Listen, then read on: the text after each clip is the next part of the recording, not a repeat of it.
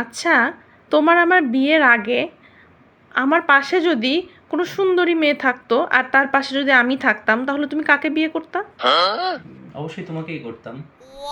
ও আচ্ছা। আচ্ছা, মনে করো আমার গায়ে নালার কাদা, পানি, ময়লা, মাটি এগুলো লাগানো আর পাশে একটা সুন্দরী একটা মেয়ে দাঁড়ায় আছে, তাহলে তুমি কাকে বিয়ে করতা? আচ্ছা, তোমাকে নালা থেকে তুলে এনে সব পরিষ্কার টরিষ্কার করে তোমাকেই বিয়ে করতাম। আর কাকে করব? ও আচ্ছা, ঠিক আছে।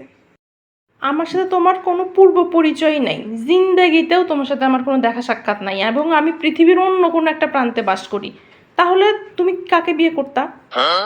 তুমি যেখানেই থাকো না কেন তোমাকে খুঁজে নিয়ে তোমাকেই বিয়ে করতাম। ঠিক আছে। আচ্ছা, মনে করো যে আমার জন্মই হয় নাই, পৃথিবীতে আমার কোনো অস্তিত্বই নাই, আমি নাই, তাহলে তুমি কাকে বিয়ে করতা? তোমার যদি জন্মই না হয় সেক্ষেত্রে তো আর আমার কিছু করার নাই, এখানে তো আমার হাত নাই। সেক্ষেত্রে অন্য একটা মেয়ে দেখে শুনে বিয়ে করে নিতাম। দেখছো তোমার আসল চেহারা এইবার বের হইলো। বের হইলো তো তোমার আসল চেহারা।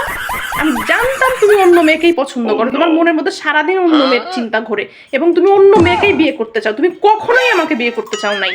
আমি তো জানতাম তুমি সারাদিন অন্য মেয়ের কথাই চিন্তা করো, এই সন্দেহটাই সঠিক হইলো আজকে। দেখছো, দেখছো কি হইলো, আমার কপাল পুড়ছে এইবার।